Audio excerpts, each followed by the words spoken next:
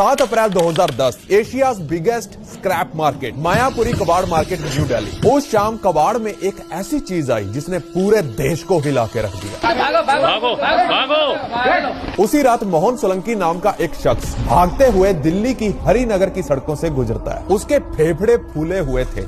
वो इतनी तेजी से मायापुरी कबाड़ मार्केट से भागा कि उससे सांस भी नहीं लिया जा रहा था। उसके चिल्लाने की आवाज सुन हरिनगर इलाके के रहने वाले घबराहट में अपने घरों से बाहर निकले कि भाई ये चल क्या रहा है, जरा पता तो करे। मोहन सोलंकी वो दौड़ते हुए सबको चेतावनी दे रहा था कि मायापुरी के एक कबाड़िये के पास कुछ कबाड़ आया है जो हम सब की जान ले लेगा। जितना जल्दी हो सके अपने घरों को छोड़ यहाँ से कहीं दूर भाग जाओ। भागो, भागो।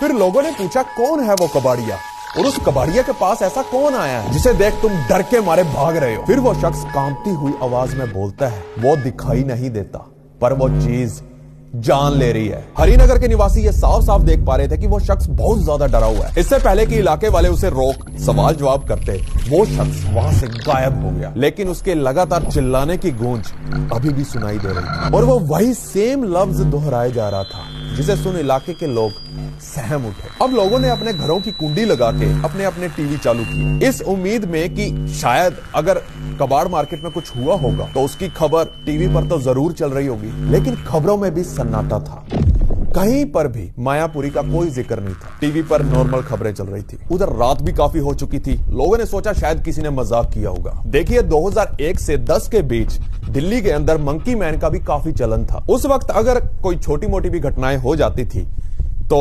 इल्जाम मंकी मैन पर ही आता था। अब उसका तो मैं कुछ कह नहीं सकता, यह तो लोगों का डेल्यूजन या कह लीजिए उनका वहम था जो आज भी कुछ लोगों को सताता रहता है। हरिनगर के घरों में डिस्कशन होने लगी कि शायद यह बंदा कोई नशेड़ी होगा जो खामोखां सबको डरा के भाग गया। नाइट का टाइम था, लोग अपने घरों में आराम से सो गए। लेकिन उनको बिल्कुल भी अंदाजा नहीं था इस रात के बाद अगली सुबह उनके साथ क्या क्या होने वाला था।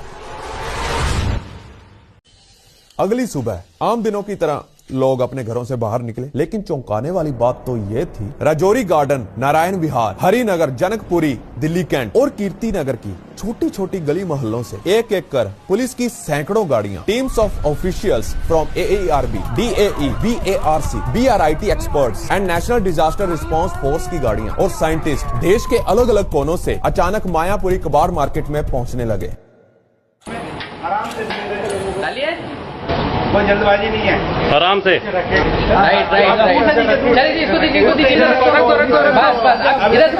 भागो, भागो।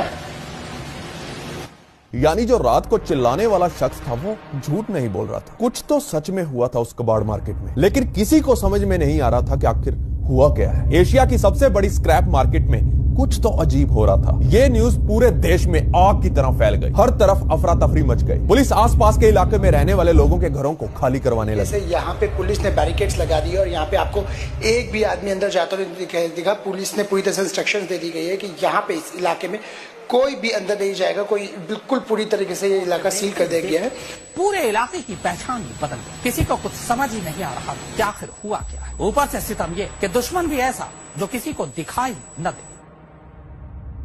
हिंदुस्तान के दिग्गज साइंटिस्ट और एक्सपर्ट्स अपने अपने इक्विपमेंट उपकरण लेकर उस कबाड़ मार्केट से आखिर क्या ढूंढने की कोशिश कर रहे थे, जिसके लिए पूरा मायापुरी खाली करवाना पड़ा। मायापुरी से सटे राजौरी गार्डन, नारायण विहार, हरिनगर, जनकपुरी, दिल्ली कैंट और कीर्ति नगर के घर खाली होने लगे। उन इलाकों में हर तरफ सन्नाटा छाने लगा। कल को हमारे साथ भी ऐसा हो सकता है, इसलिए हमारे को कहीं और शिफ्ट कर जाए और क्या।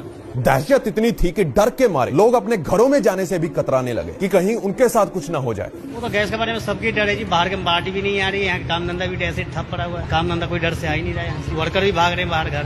डर तो सबकी है, डर से सब भाग रहे हैं। तभी इलाके में यह अफवाह फैल गई कि भोपाल गैस जैसी कोई चीज कबाड़ मार्केट से लीक हो रही है। कंट्रोल तो है मगर इतनी पता नहीं चल रही, कोई बता नहीं रहे ढंग से कि क्या करना है इसका। दिल्ली के अपोलो हॉस्पिटल में लगातार कुछ अजीबोगरीब से केस आने लगे। उन्हीं में से एक था दीपक जैन का केस। दीपक के केस को देख डॉक्टर्स को यह विश्वास ही नहीं हो रहा था कि हिंदुस्तान की धरती पर भी ऐसा कुछ हो सकता है। उसकी रिपोर्ट्स देख सब डॉक्टर, नर्सेस और कंपाउंडर्स चौंक उठे और उससे दूर भागने लगे, या कह लीजिए उससे दूरी बना ली। जिसके बाद बिना टाइम वेस्ट किए hospital management direct NDMA national disaster management authority को इस ट्रेजेडी के बारे में इन्फॉर्म करती है, जो कि देश की कैपिटल दिल्ली में घट रही थी। देखिए, आज की स्टोरी अगर आप पूरी सुन लेते हो, कुछ तो शायद बीच में ही छोड़कर चले जाएं, लेकिन अगर आप इस खौफनाक और भयंकर स्टोरी को एंड तक सुन लेते हो तो मैं सच बता रहा हूं, आपका कलेजा मुंह में आ जाएगा। फरवरी 2010 मायापुरी कबाड़ मार्केट में हरचरण सिंह जी की शॉप नंबर D2/80 पर कुछ कबाड़ पहुंचता है। वो उसमें से अपने काम का सामान निकाल के उस कबाड़ को आगे गिरिराज गुप्ता नाम के कबाड़ डीलर को बेच देते हैं। मैंने यहाँ उसको ला के डिसमेंटल करके गिरजर को बेच दी और गुप्ता जी उसमें से अपनी जरूरत की चीजों को डिसमेंटल करके नेक्स्ट डीलर दीपक जैन नाम के कबाड़िये को सेल कर देते हैं। देखिए, अब इंटरेस्टिंग चीजें यहीं से चालू होना शुरू हो जाती हैं। दीपक और उनके लेबर वर्कर जब उस कबाड़ को पूरी तरह से डिसमेंटल कर रहे होते हैं तो उसमें से उन्हें पेंसिल की आकार की कुछ स्टिक्स मिलती हैं, जो कि दिखने में काफी रेयर और कीमती लग रही थी। उन डिसमेंटल की गई 15 पेंसिल के टुकड़ों को दीपक जी अपनी अलमीरा में संभाल के रख लेते हैं और बची हुई एक पेंसिल के टुकड़े को वो अपनी नेबर शॉप D2/62 के मालिक अजय जैन को सेल कर देते हैं। अजय जैन जी उस टुकड़े को देखकर काफी एक्साइटेड हुए। उन्होंने इस तरह की चीज पहले अपनी जिंदगी में कभी भी नहीं देखी थी। उन्हें वो पीस मनमोहित करने लगा और पसंद आ गया, तो उन्होंने उस टुकड़े को अपने बटुए में डालकर अपनी बैक पॉकेट में संभाल के रख लिया। देखिए, अजय जैन जो कि मीरा भाग के रेजिडेंट है, वो शाम को अपने घर जाते हैं और अगली सुबह वापस अपने काम पे। इसी तरह कुछ दिन बीतते हैं,